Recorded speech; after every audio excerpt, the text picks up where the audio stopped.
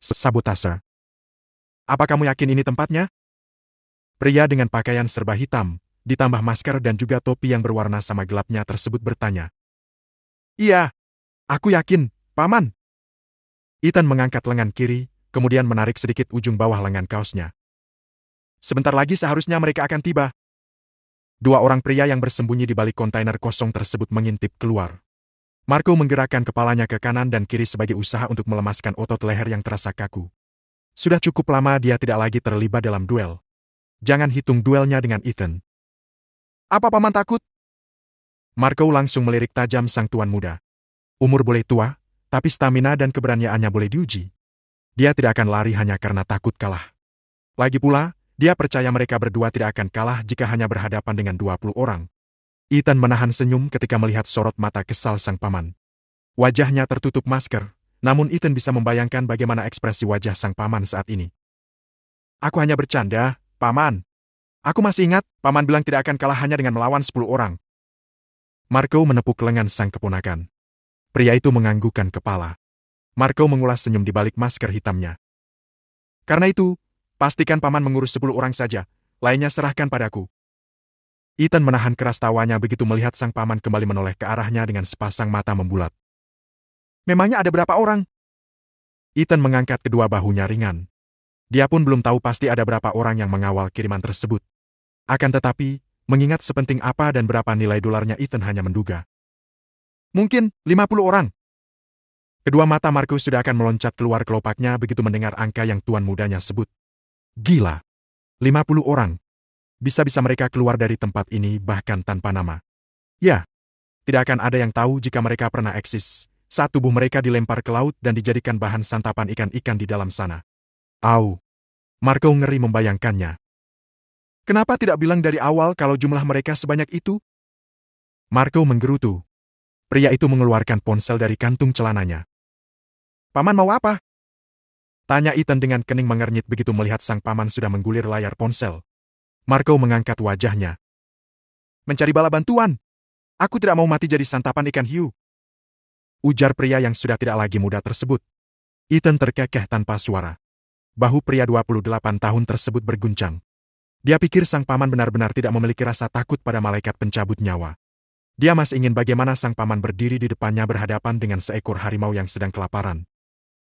Mereka sudah muncul, Paman. Ethan yang mengarahkan kembali pandangan ke area targetnya menepuk bahu sang paman. Marco ikut mengintip. Pria itu mendesah kesal ketika sambungan teleponnya masih belum dijawab oleh seseorang di tempat lain. Esh! Marco lalu berdecak. Pria itu buru-buru mematikan sambungan, lalu memasukkan kembali ponsel ke saku celana begitu melihat Ethan sudah mengendap mendekati target mereka. Tuan mudanya itu benar-benar tidak sabaran. Marco berlari menyusul Ethan yang sudah berada di balik kontainer lain mendekati target mereka. Dada pria tua itu naik turun dengan cepat. Duduk bersandar di balik kontainer Marco mengokang senjatanya. Pria itu menoleh ke samping, lalu menganggukkan kepala ketika melihat Ethan juga sudah menyiapkan senjata apinya. Kedua orang itu kemudian kembali mengintip. Sepertinya Tuan Ramon tidak ada di dalam mobil itu. Ujar Marco ketika melihat beberapa mobil baru saja tiba di gudang kontainer di tepi dermaga. Di belakang mobil utama, ada 1, 2, 3, 4 lagi mobil Marco menghitung. Pria itu mengangkat satu sudut bibirnya. Kali ini sepertinya tebakan Ethan salah. Jumlah mereka tidak mungkin sampai 50 orang. Tidak mungkin 10 orang berada di dalam tiap mobil. Ya, dia tidak mungkin ada di sini sekarang. Bagaimana kamu tahu? Marco menoleh ke samping. Dia sedang mengumpulkan anggota keluarganya untuk mempersiapkan pesta pernikahan putra mahkota. Jelas Ethan panjang lebar.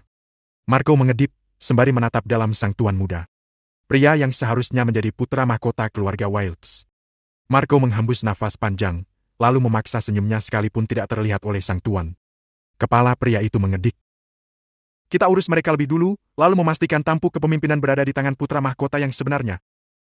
Ethan tersenyum miring di balik penutup wajahnya. Tentu saja.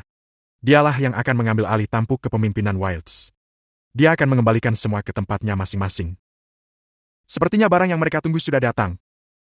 Marco berucap ketika melihat semua orang turun dari mobil yang kelimanya berwarna hitam kemudian berjalan cepat ke tepi dermaga. Ayo, sekarang! Perintah Marco yang diangguki oleh Ethan.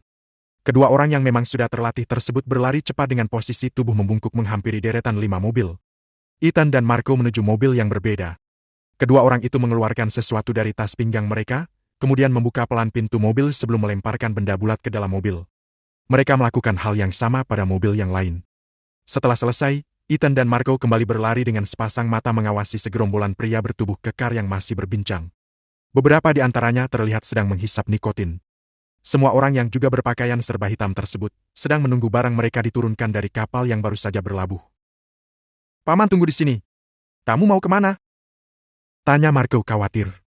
Ethan menunjuk ke arah sebuah truk kontainer yang sudah terparkir tidak jauh dari tempat bongkar muat kapal. Dia sudah menyelidikinya, dan truk dengan plat nomor itulah yang mereka siapkan untuk mengangkut barang dagangan ilegal mereka. "Kamu?" Marco tidak menyelesaikan kalimatnya saat melihat Ethan sudah mengangguk. "Iya." Ethan tersenyum sembari mengedipkan sebelah mata. Pria itu berguling lalu berlari dengan kewaspadaan penuh menuju ke arah truk kontainer. Ethan kembali berguling, kemudian masuk ke dalam celah bawah truk. Pria itu mengeluarkan perbekalannya, kemudian tersenyum sebelum memasangkan kotak kecil di kerangka bawah truk. Keluar dari bawah truk, Ethan sempat tersenyum ketika mendengar suara seseorang bernyanyi dari dalam kepala truk. Sepertinya sang sopir truk kontainer sedang berbahagia. Mungkin dia sedang membayangkan berapa uang yang akan ia dapatkan dari Ramon setelah mengirimkan barang ilegal pria itu ke pembelinya. "Hei, siapa di situ?" Ethan yang mendengar suara pekikan, menoleh dengan cepat. "Oh, Asechte!" Pria itu mengumpat keras, sebelum kemudian berlari cepat ke arah beberapa orang yang sudah menghampiri tempat persembunyian sang paman. Ethan sempat menoleh ke tepi dermaga. Beberapa orang masih berjaga di sana. Mereka pasti tidak mau meninggalkan barang berharga sang tuan. Ethan langsung menarik, lalu melabuhkan pukulan tangan kanannya ke wajah seorang pria bertubuh tambun. Pria itu nyaris terjatuh, sebelum bisa mengembalikan keseimbangannya. Pria bertumbuh tambun tersebut meludah. Ethan menggerahkan kepalanya, melemaskan otot-otot lehernya. Pria itu mengambil posisi bersiap menyerang. Kedua kaki dan tangannya sudah memasang kuda-kuda. Begitu melihat lawannya mendekat dan mencoba menyerang dengan pukulan, Ethan mendorong tubuhnya ke samping hingga pukulan pria gempal tersebut hanya bisa mengenai udara kosong. Ethan mengangkat sebelah alisnya. Melihat celah, Ethan kembali menghantamkan pukulannya ke wajah sang lawan. Kali ini, jab kirinya yang mendarat kuat di pipi pria bertubuh tambun. Tidak ingin membuang waktu bermain-main sementara sang paman terlihat sibuk dengan beberapa orang yang mengelilinginya, Ethan menerjang maju. Ethan kembali menarik tubuh yang masih sempoyongan setelah terkena pukulan telaknya, lalu menambahkan dengan pukulan keras lutut ke arah perut pria itu, hingga Ethan bisa mendengar suara rintihan sang lawan. Terakhir, Ethan menjatuhkan sang lawan dengan menggunakan kekuatan siku untuk memukul tengkuk pria bertubuh tambun tersebut hingga ia jatuh tersungkur. Dengan langkah lebar, Ethan merangsek, lalu menendang kuat-kuat salah satu pria yang sedang mengeroyok sang paman. Sudah ada dua orang yang tersungkur tak bergerak. Pamannya memang masih sehebat itu. Ethan tidak mengindahkan gerutuan pria yang baru saja terjatuh karena tendangannya.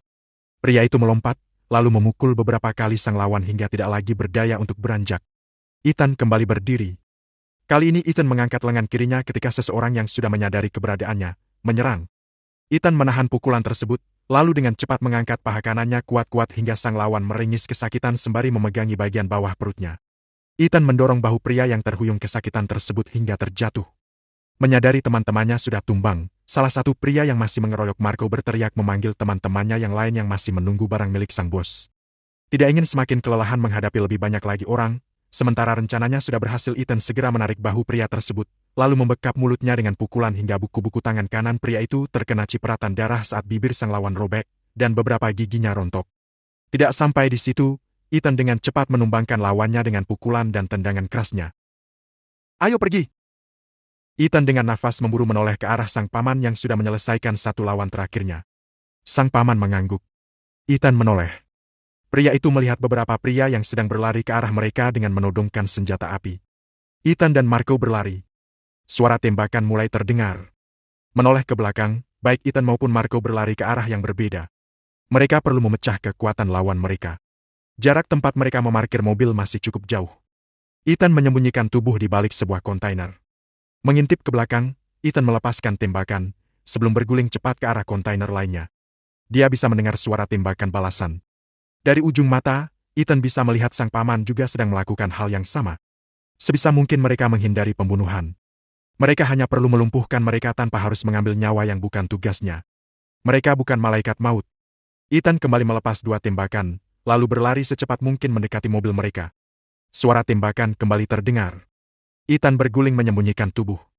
Dengan nafas yang memburu, Ethan kembali mengintip sebelum kemudian menarik cepat kepalanya untuk kembali bersembunyi begitu mendengar suara desing peluru ke arahnya. Menarik nafas dalam, Ethan lalu menghembuskan dalam satu sentakan keras. Pria itu mengarahkan pistol, sembari menoleh ke belakang. Ethan sudah dalam posisi siap berlari. Begitu dia melepas tembakan, kedua kaki pria itu terlelap cepat ke arah mobil yang sudah terlihat di depan matanya. Dengan sangat cepat Ethan melompati pagar besi yang tidak terlalu tinggi. Pria itu memutar tubuh, lalu kembali melepas tembakan. Setelahnya, Ethan menarik pintu mobil. Pria itu melompat ke dalam lalu bergegas memutar kunci yang masih menggantung di tempatnya. Sengaja disiapkan untuk berjaga jika waktu seperti ini tiba. Pamannya memang sudah memperkirakan kemungkinan ini. Dengan pengalaman beberapa tahun menjadi bodyguard keluarga Wilds, sepertinya sang paman benar-benar paham apa saja yang mungkin mereka hadapi di saat seperti ini. Ethan melajukan mobil menghampiri sang paman. Marco melompati kepala mobil lalu dengan cepat masuk ke dalam mobil yang pintunya sudah didorong oleh Ethan dari dalam. "Ayo, cepat, cepat!" perintah Marco. Pria itu masih melihat ke arah beberapa orang yang masih mengejar mereka memerintah. Beberapa tembakan mereka lepaskan, hingga membuat dua orang yang berada di dalam mobil refleks menundukkan kepala. "Mereka mengejar!" Marco memberitahu Ethan yang masih fokus dengan jalanan. Ethan menekan pedal gas lebih dalam lagi. Pria itu melirik ke spion untuk melihat posisi mobil yang sedang mengejarnya. Ethan tersenyum begitu melihat satu mobil pertama bergerak tidak beraturan, kemudian mobil di belakangnya menabrak mobil di depannya. Marco tertawa melihat tiga mobil yang berusaha mengejar mereka saling bertubrukan. Headline koran besok pagi, 3 mobil milik perusahaan Wilds mengalami kecelakaan karambol di dekat dermaga. Marco tertawa keras setelah menyelesaikan kalimatnya. Sepasang mata pria itu masih menatap spion untuk memperhatikan 3 mobil yang terlihat semakin mengecil. Ethan ikut tertawa mendengar apa yang pamannya katakan. Hasil investigasi, semua orang di dalam mobil tertidur nyenyak. Tambah Ethan yang membuat Marco kembali tergelak. Marco melepas topi dan juga maskernya. "Kita tunggu di sini saja." Ethan mengangguk. Sepasang mata pria itu mengedar, sebelum kemudian memutar kemudi. Membawa kendaraan mereka turun dari bahu jalan untuk bersembunyi. "Bagaimana perasaanmu?" Marco menoleh ke arah sang tuan muda. Mesin mobil sudah mati. Pintu kaca bagian depan sengaja dibuka lebar hingga angin malam menyapa keduanya. Ethan melepas topi dan juga maskernya, lalu meletakkannya di dashboard mobil. Pria itu mengeluarkan sesuatu dari dalam tas pinggang sebelum menjawab pertanyaan sang paman. Ethan memperhatikan benda dengan warna merah mengedip. "Belum bergerak. Mereka pasti sedang memindahkan muatannya sekarang." Ethan memperlihatkan benda di tangannya pada sang paman. Marco menganggukkan kepala. Sepertinya mereka masih harus menunggu beberapa waktu lagi. "Bagaimana perasaanmu?" Marco mengulang pertanyaan yang belum Ethan jawab. Ethan mengedip. Sepasang bibir pria itu tertarik perlahan. "Menegangkan, sekaligus menyenangkan." Ethan menjawab. Menegangkan karena ini pertama kalinya dia benar-benar terjun ke arena pertempuran ala para mafia. Menyenangkan karena dia membayangkan seperti apa wajah Ramon Wild sebentar lagi saat pria itu mendapat kabar tentang barang dagangannya yang bernilai ratusan juta dolar hilang. Ingin sekali dia bisa melihat wajah pria itu secara langsung. Sayangnya, dia harus menahan diri lantaran tidak bisa melakukannya saat ini. Rumah itu tidak memiliki CCTV di dalamnya. Sepertinya, Ramon menjaga privasinya. Mungkin pria itu sudah bisa menebak kemungkinan akan ada hacker yang coba meretas untuk mengetahui seperti apa kehidupan pria itu dan keluarganya. Semoga saja Tuan Ramon tidak terkena serangan jantung setelah ini. Marco menggumam pelan. Ethan yang mendengar gumaman sang paman, menggerutu. "Kenapa paman masih saja memikirkan pria itu?" Kesal Ethan tidak terima. "Dia ayah kandung kamu, Ethan. Kita juga belum tahu apakah ayahmu terlibat dengan peristiwa 28 tahun lalu. Rasanya aku tidak bisa percaya jika Tuan benar terlibat. Setauku, Tuan sangat mencintai Nyonya Roseline." "Dia, jangan membicarakannya lagi, paman. Aku muak. Pria itu jelas tidak mencintai ibu. Kalau dia mencintai ibu seperti yang selama ini paman percayai, pria itu tidak akan pernah menghentikan pencarian sampai jasad ibu dia temukan." Ethan menghembuskan nafas keras-keras. Dia tidak bisa mempercayai cerita sang paman yang satu ini. Bagaimana dia bisa percaya ketika pria itu hanya sesaat berusaha mencari ibunya, lalu berdiam diri dan melanjutkan hidup bahagianya bersama dua istrinya yang lain. "Oh, sepertinya mereka sudah mulai bergerak." Ethan menurunkan pandangan begitu mendengar suara sang paman. Sepasang mata pria itu mengerjap. Lampu merah berkedip itu terlihat mulai bergerak. "Benar," kata sang paman. Kedua orang itu kemudian memperhatikan pergerakan warna merah menuju ke arah mereka. Beberapa saat keduanya terdiam. Hanya mata mereka yang tak berhenti mengawasi. Melihat posisi titik merah yang sudah mulai semakin dekat ke posisi mereka, baik Ethan maupun Marco menoleh ke arah jalanan.